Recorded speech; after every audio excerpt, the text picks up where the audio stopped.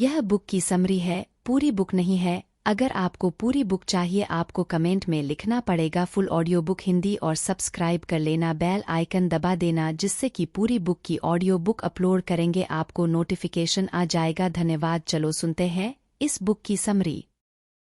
यौन अंतरंगता में आने वाली बाधाओं को दूर करें और अपने कामुक स्व को अपनाएं। यौन कल्याण पर अपनी पिछली किताब कम एज यू आर लिखते समय लेखिका एमिली नागोस्की को एक निराशाजनक विरोधाभास का सामना करना पड़ा था। वह हर दिन सेक्स के बारे में सोचने और लिखने में बिता रही थी, फिर भी उसने पाया कि उसकी अपनी शादी में सेक्स की कोई इच्छा नहीं थी। उसकी स्थिति अद्वितीय से बहुत दूर थी।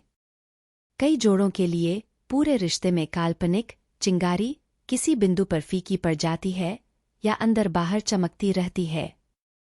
विभिन्न जीवन तनाव, स्वास्थ्य संबंधी चिंताएं और यहाँ तक कि अस्तित्व संबंधी संकट भी अंतरंगता में बाधाएं पैदा कर सकते हैं। और दुर्भाग्य से चीजों को उत्तेजित करने के सामान्य समाधान अक्सर अंतरंगता के मुद्दों के मूल कारणों के बजाय नवीनता या विशिष्ट यौन व्यवहार पर ध्यान केंद्रित करते हैं। हम इस बात से पर्दा उठाएंगे कि वास्तव में लंबी अवधि में बेहतरीन सेक्स के लिए क्या जरूरी है। इस प्रक्रिया में आप एक आनंद केंद्रित मानसिकता विकसित करेंगे जो लिंग, अभिविन्यास या संबंध संरचना की परवाह किए बिना लागू होती है और जो आपकी अद्वितीय कामुकता को पनपने की अनुमति देती है। मुख्य विचार एक, हम वास्तव में सेक्स से क्या चाहते हैं? क्या सेक्स आपके लिए बहुत बड़ी बात है? फिलहाल हम आपको इस प्रश्न पर गंभीरता से विचार करने के लिए आमंत्रित करते हैं। हो सकता है कि आपने हमेशा यह सोचते हुए बिताया हो कि सेक्स जरूर महत्वपूर्ण होना चाहिए, लेकिन शायद आप वास्तव में ऐसा महसूस नहीं करते हैं। या इसके विपरीत, सेक्स आपके लिए उससे भी अधिक महत्वपूर्ण है जितना आप महसूस करते हैं कि यह चाहिए होना चाहिए।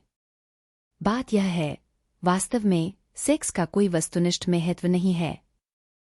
यह भोजन या पानी की तरह नहीं है जिसके बिना आप मर जाएंगे।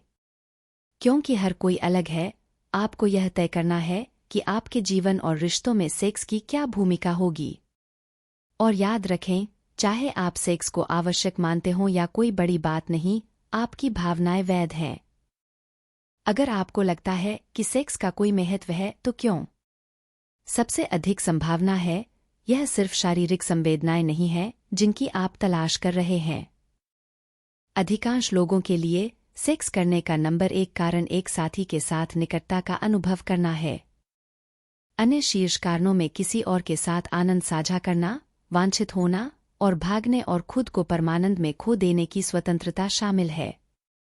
अपने आप से यह प्रश्न पूछकर आप यह समझ विकसित कर रहे हैं कि क्या चीज आपके लिए सेक्स को सार्थक बनाती है। और अपने क्यों को समझकर आप कैसे तक अधिक आसानी से पहुंच सकते हैं। जैसे एक ऐसा संदर्भ कैसे बनाया जाए जो आसानी से सेक्स की ओर ले जाए। हम इस तंत्र को एक त्वरक और ब्रेक के रूप में सोच सकते हैं।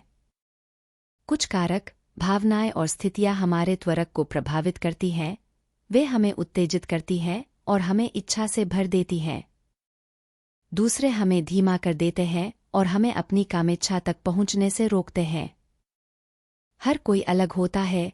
एक व्यक्ति के पकड़े जाने की संभावना दूसरे व्यक्ति के ब्रेक लगाते समय उनके एक्सीलेटर से टकराने की हो सकती है। जब आप उस समय को याद करते हैं जब आनंद प्राप्त करना आसान था, तो आपके जीवन में क्या चल रहा था या आप दुनिया की स्थिति के बारे में कैसा महसूस कर रहे थे? इस प्रश्न का अन्वेषण आपको उन चीजों के बारे में बहुत कुछ बता सकता है जो आपके त्वरक को प्रभावित करती हैं। अपने व्यक्तिगत त्वरक और ब्रेक की पहचान करके आप अपने आप से और आदर्श रूप से अपने साथी के साथ अंतरंगता के क्षणों को कैसे तैयार करें, इस बारे में बातचीत शुरू करते हैं। मुख्य विचार 2, आनंद को माप बनने दो। यदि आप किसी कथा के किसी संस्करण पर विश्वास करते हैं जो कहता है कि अपने साथी के लिए तीव्र यौन इच्छा बनाए रखना एक स्वस्थ दीर्घकालिक रिश्ते की कुंजी है, तो अपना हाथ उठाए। हालांकि इस प्रकार का विश्वास आम है, यह एक गलतफहमी का परिणाम है जिसे हम इच्छा को अनिवार्य कहेंगे। इच्छा अनिवार्यता बताती है कि एक स्वस्थ यौन जीवन हमारे साथी के लिए एक निरंतर, सहज, लगभग जुनूनी लालसा के बराबर है। लेकिन यहाँ सच्चाई है, यदि आप हमेशा इच्छा से जगमगाते नहीं हैं, या यदि आपको लगता है कि आपको अंतरंगता का समय निर्धारित करने की आवश्यकता है, तो आप असफल नहीं हो रहे हैं। ऐसा इसलिए है क्योंकि लंबे समय में इच्छा वास्तव में सबसे महत्वपूर्ण चीज नहीं है, यह वास्तव में आनंद है, यानी आप जो सेक्स कर रहे हैं उसका आनंद ले रहे हैं। कम इच्छा से जूझ रहे जोड़ों के लिए अंतर्निहित मुद्दा अक्सर यह होता है कि वे जो सेक्स कर रहे हैं वह आनंददायक नहीं है। क्या सेक्स एक कामकाज, दायित्व या कर्तव्य जैसा लगता है? यदि हाँ, तो निःसंदेह आप यह नहीं चाहेंगे। तो आइए इस विचार से छुटकारा पाएं कि सेक्स की इच्छा का मतलब है कि आपकी अंतरंगता स्वस्थ है। इसके बजाय आनंद को यौन संतुष्टि का पैमाना बनने दें। याद रखें कि आनंद ही माप है, और आनंद केवल सही संदर्भ में अनुभूति है, सेटिंग, आपका मूड इत्यादि। जो आनंददायक लगता है वह संदर्भ के आधार पर बदल सकता है। किसी अच्छे दिन पर आपको गुदगुदी का आनंद मिल सकता है, लेकिन बुरे दिन पर यह आपको गुस्सा दिला सकता है। अपने साथी के साथ उन संदर्भों पर चर्चा करें जो आप दोनों के लिए आनंद को बढ़ावा दें। यदि आपको वास्तविक आनंद प्राप्त करना मुश्किल लगता है, तो आप एक या अधिक अन्य अनिवार्यताओं के प्रभाव में हो सकते हैं जो स्वस्थ कामुकता के अर्थ को विकृत करते हैं। उदाहरण के लिए, सहवास अनिवार्यता है, यह विचार कि लिंगयोनि सेक्स सर्वोत्कृष्ट यौन क्रिया है। यह अनिवार्यता विषमलैंगिक धारणाओं में निहित है और यौन अभिव्यक्ति के अन्य रूपों को गौण या यहाँ तक कि अपर्याप्त मानकर दरकिनार कर देती है। एक और अत्यधिक हानिकारक भ्रम लिंग मृग तृष्णा है। यह द्वयाधारी लिंग भूमिकाओं का भ्रम है जो कामुकता की अभिव्यक्ति को बाधित करता है।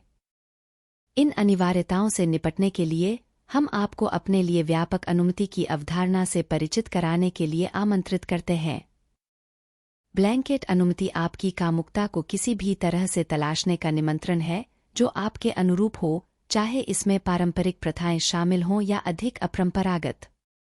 यह आपको किसी भी यौन गतिविधि में शामिल न होने या इसे संशोधित करने का चयन करने का अधिकार भी देता है। सबसे अच्छी बात यह है कि यह यौन संतुष्टि के माप के रूप में आनंद को केंद्रित करता है, बाहरी मानकों के अनुरूप नहीं। अंततः सामान्य कामुकता को दो सरल चीजों से परिभाषित किया जा सकता है।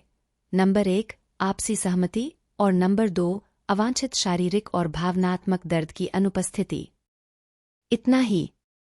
जब तक आप जो सेक्स कर रहे हैं वह परस्पर सहमति से है, और इससे जुड़ा कोई भी शारीरिक या भावनात्मक दर्द कुछ ऐसा है जिसका आप आनंद लेते हैं, तो यह सामान्य है और आप इससे दूर भागना बंद कर सकते हैं। मुख्य विचार 3, अपनी भावनात्मक मंजिल योजना की खोज करना। जब आप अंतरंगता की कमी से जूझ रहे हैं, तो खुद को दोष देना या यह सोचना आसान हो सकता है कि सेक्स में रुचि न लेने के कारण आपके साथ कुछ गड़बड़ है। वास्तव में, हो सकता है कि आपको सेक्स के प्रति बिल्कुल भी अरुचि न हो। इसके बजाय आप अपनी भावनात्मक मंजिल योजना में गैरकामुक स्थानों में फंस सकते हैं। एक भावनात्मक फ्लोर प्लान आपकी आंतरिक दुनिया की कल्पना करने का एक तरीका है। इसे 7 अलग अलग मुख्य कमरों से बना हुआ समझें। इनमें से 4 कमरे आनंद अनुकूल हैं: वासना, खेल, तलाश और देखभाल। ये आनंदमय अवस्थाएं हैं जो आनंद तक पहुंचने के लिए अनुकूल हैं।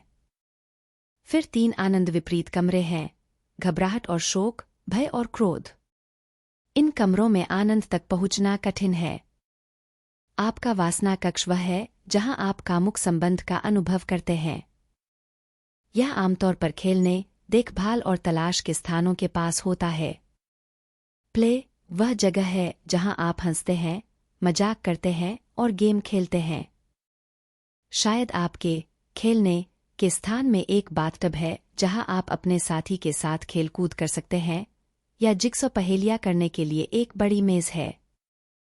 खोज स्थान वह जगह है जहां अन्वेषण, सीखना, जिज्ञासा और रोमांच होता है। जब आप किसी किताब के पीछे भागते हैं या किसी विदेशी देश की यात्रा करते हैं, तो आप तलाश में हो सकते हैं। अंत में देखभाल, प्यार और लगाव की चमक से भरी जगह है। अपने साथी को अपनी रसोई घर में बिना पूछे बर्तन साफ करते हुए देखना आपको वासना की ओर ले जा सकता है। लेकिन साथ ही देखभाल का स्थान भी हो सकता है जहां आप अपने बच्चों के डायपर बदलते हैं, जो शायद आपको वासना से दूर ले जाएगा। इससे देखभाल थोड़ी जटिल हो जाती है। दूसरी ओर फ्लोर प्लान में घबराहट या दुहक, भय और क्रोध के स्थान अक्सर वासना से बहुत दूर होते हैं। जब आप संबंध टूटने के दर्द, परित्याग के डर, चिंता या हताशा से भरे हों तो वासना तक पहुंचना कठिन है। प्रत्येक व्यक्ति की भावनात्मक मंजिल योजना का सटीक लेआउट अद्वितीय है और इसे किसी भी तरह से यथार्थवादी होना जरूरी नहीं है। अन्य कमरों में गुप्त जाल और द्वार हो सकते हैं। अपने आप को मैप करने का प्रयास करें। अपने आप से ऐसे प्रश्न पूछें, क्या चीज आपको खुशी देती है और आपको खेल के कमरे में ले जाती है? यह आपकी वासना के कमरे से कितना करीब है? कौन सी चीज आपको डर के दायरे में धकेल सकती है और कौन सी चीज आपको बाहर खींच सकती है? यह प्रतिबिंब आपको कमरों के बीच के दरवाजों और रास्तों की पहचान करने में मदद करेगा, जिससे आपके भावनात्मक परिदृश्य को नेविगेट करना आसान हो जाएगा। मुख्य विचार 4। परिवर्तन को अपनाना। दीर्घकालिक रिश्तों में जैसे जैसे हमारी उम्र बढ़ती है, हम बीमार होते हैं, रजोनिवृत्ति से गुजरते हैं, आघात का अनुभव करते हैं या विकलांगता विकसित होती है, हमारे शरीर में अनिवार्य रूप से बदलाव आते हैं। इन परिवर्तनों को अंतरंगता में बाधाओं के रूप में देखने के बजाय हम उनसे गर्म जिज्ञासा के साथ संपर्क कर सकते हैं, उन संदर्भों का सहनिर्माण कर सकते हैं जो शारीरिक और भावनात्मक आनंद का समर्थन करते हैं। गर्म जिज्ञासा का यह रवैया महत्वपूर्ण है। यह खुलेपन और आनंद के नए आयामों की खोज को प्रोत्साहित करता है। यह हमें ऐसे प्रश्न पूछने के लिए प्रोत्साहित करता है, हमारे जीवन में यह परिवर्तन हमें अंतरंगता के नए रूपों से कैसे परिचित करा सकता है। उदाहरण के लिए, उम्रदराज शरीरों में उतनी सहनशक्ति या लचीलापन नहीं हो सकता जितना युवावस्था में होता था।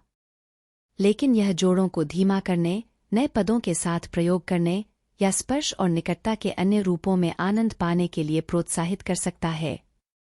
उम्र बढ़ने की तरह आघात भी हमारे अंतरंग जीवन में बदलाव ला सकता है। आघात पिछले दुर्व्यवहार, उपेक्षा या किसी अन्य अत्यधिक दुखद अनुभव से उत्पन्न हो सकता है। जिज्ञासा और करुणा की भावना के साथ इन अंधेरी जगहों का सामना करने से उपचार के द्वार खुल सकते हैं। सबसे पहले यह पहचाने कि आघात की प्रतिक्रियाएं जैसे वापसी, क्रोध या भय टूटने के संकेत नहीं हैं। उनका सीधा सा मतलब है कि आप एक कठिन अनुभव से बच गए। यौन संबंध के संदर्भ में आघात से निपटने में महत्वपूर्ण कदमों में से एक ऐसा स्थान बनाना है जहां दोनों साथी साझा करने और सुनने के लिए सुरक्षित महसूस करें। इसमें बिना किसी निर्णय के एक दूसरे के दर्द को स्वीकार करना और उपचार प्रक्रिया के माध्यम से एक दूसरे का समर्थन करना शामिल है। थेरेपी, आत्मकरुणा अभ्यास और एक सहायक समुदाय का निर्माण भी मदद कर सकता है। यदि कोई घाव आपके साथी के कारण हुआ है, भले ही अनजाने में, तो यह लंबे समय तक रहने वाला हो सकता है। इस मामले में, जिसे लेखक तीसरी चीज वार्तालाप कहता है, वह एक शक्तिशाली उपकरण हो सकता है। इस प्रकार की बातचीत में एक साझा परियोजना के रूप में घाव का इलाज करना शामिल होता है, जो दोनों भागीदारों के लिए और स्वयं रिश्ते के लिए बाहरी होता है। यह बाह्यीकरण भावनाओं का पता लगाने के लिए आवश्यक स्थान बनाता है। ऐसा करने के लिए दोनों भागीदारों को एक दूसरे को आके बिना उन कठिन भावनाओं को साझा करना चाहिए जो वे अनुभव कर रहे हैं। फिर उन्हें शांत, गर्म जिज्ञासा के साथ भावनाओं की ओर मुड़ना चाहिए। एक या दोनों साथी भावनाओं को स्वीकार कर सकते हैं या नकारात्मक सोच से बाहर निकलने का रास्ता सुझा सकते हैं। फिर बातचीत को एक या दोनों भागीदारों द्वारा अपने बंधन में प्रशंसा या विश्वास व्यक्त करके बंद किया जा सकता है। यह दृष्टिकोण समस्या को व्यक्तियों और संबंधों से बाहर रखता है, जिससे दोषारोपण से बचने में मदद मिलती है। मुख्य विचार 5। कामुक जादू। क्या आपने कभी ऐसे गहन संबंध के किसी क्षण का अनुभव किया है कि आपको अस्तित्व के दूसरे क्षेत्र में ले जाया गया महसूस हुआ हो, जहां आपके व्यक्तिगत स्व की सीमाएं किसी अन्य आत्मा या ब्रह्मांड के साथ एकता में विलीन होती दिख रही थी? यदि आपने नहीं भी किया है तो निश्चिंत रहें, यह स्थिति सभी के लिए संभव है। इस अवस्था तक पहुंचने को लेखक जादू की चाल कहता है। यह सचेतनता का एक रूप है जो हमारे कामुक ज्ञान को अपनाने और अवतार के लिए हमारी क्षमता का जश्न मनाने के बारे में है। जादू की चाल सिर्फ सेक्स के बारे में ही नहीं है। हम किसी भी संवेदी अनुभव के दौरान कामुक ज्ञान का उपयोग कर सकते हैं, गर्म दिन में ठंडा पानी पीने से लेकर गाने में शामिल आवाज़ों की गूंज सुनने तक। यात्रा की शुरुआत स्वाद लेने से होती है, जीवन के सुखों की गहराई से सराहना करने के लिए अपनी सभी इंद्रियों का उपयोग करने की कला। व्यावहारिक स्तर पर जब आप खुशी महसूस करते हैं तो यह दूसरों के साथ जोर से साझा करने जैसा लग सकता है, या इसका मतलब यह हो सकता है कि स्वादिष्ट भोजन के हर एक टुकड़े पर अपना ध्यान केंद्रित करने के लिए जानबूझकर समय निकालना। इन संवेदी अनुभवों का आनंद लेना सार्थक है क्योंकि यह हमारे संबंधों को गहरा करता है, हमारे भागीदारों के साथ, हमारे शरीर के साथ और स्वयं ब्रह्मांड के साथ। निःसंदेह यह पथ अनिवार्य नहीं है, लेकिन यह आपके जीवन के अनुभव के तरीके को गहराई से बदल सकता है। जादू की चाल एक ऐसी चीज है जिस पर आप अकेले काम कर सकते हैं, बल्कि दूसरों के साथ भी काम कर सकते हैं। इसमें मुख्य तकनीक एक साझा उद्देश्य के लिए अपने शरीर को दूसरों के साथ लयबद्ध रूप से स्थानांतरित करना है, और यह सब पसंद से। अपने शरीर को हिलाकर आप अपने कामुक ज्ञान के साथ संपर्क स्थापित कर रहे हैं और उसे सुविधाजनक बना रहे हैं। इसे लयबद्ध तरीके से करने से आप अपने जीव विज्ञान को दूसरों के साथ तालमेल बिठाने के लिए बदल रहे हैं, जिससे स्वयं की विस्तारित भावना को बढ़ावा मिलता है। जादू की चाल स्वतंत्रता और खेल के विस्तार के इस संदर्भ में घटित होती है। और याद रखें, जादू की चाल का यौन अनुभव होना जरूरी नहीं है। यह लोगों के समूह में गाते समय, किसी साथी के साथ झूलते हुए नृत्य करते समय या किसी धार्मिक सेवा में प्रार्थना करते समय हो सकता है। कामुक ज्ञान की खोज और जादू की चाल का अभ्यास हमारे कामुक अस्तित्व की पूर्णता को अपनाने का निमंत्रण है। यह हमारी जीवंतता की सुंदरता को जागृत करने की यात्रा है। मुख्य विचार 6। एक दूसरे से सीखना। दीर्घकालिक रिश्ते में इच्छा और जुनून को फिर से जगाने के लिए क्या करना पड़ता है? हम कुछ समय से इस विषय पर चर्चा कर रहे हैं, लेकिन अब हम 2 अलग-अलग जोड़ों की यात्राओं के माध्यम से इस प्रश्न का पता लगाने जा रहे हैं। सबसे पहले माइक और केंद्र हैं। इस जोड़े को केंद्र की पहली गर्भावस्था के दौरान अंतरंगता में कमी का अनुभव होने लगा क्योंकि केंद्र की सहज इच्छा गायब हो गई। माइक चाहता था कि केंद्रा अधिक बार सेक्स करना चाहे। इस बीच केंद्रा को यह महसूस करने से नफरत थी कि उसकी इच्छा की कमी एक समस्या थी जिसे ठीक करने की आवश्यकता थी, खासकर जब से वह अभी भी उनके द्वारा किए गए सेक्स का आनंद लेती थी। माइक दुर्भाग्य से इच्छा अनिवार्यता में फंस गया था। यही कारण है कि इस जोड़े के लिए निर्णायक मोड़ तब आया जब उन्हें पता चला कि इच्छा पर आनंद को प्राथमिकता देना उनके यौन संबंधों को फिर से जीवंत करने की कुंजी हो सकती है। लेखक की कोचिंग और मार्गदर्शन के माध्यम से माइक ने केंद्र की इच्छा और इस विचार पर अपना हक छोड़ दिया कि केंद्र एक समस्या है जिसे हल करने की आवश्यकता है। इसके बजाय वे एक साथ मिलकर आनंद के सहनिर्माण पर ध्यान केंद्रित करने पर सहमत हुए।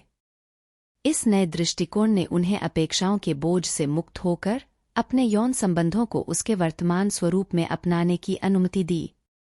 अब आइए अमा और दी से मिलें, जो एक मिश्रित नस्ल के समलैंगिक जोड़े हैं।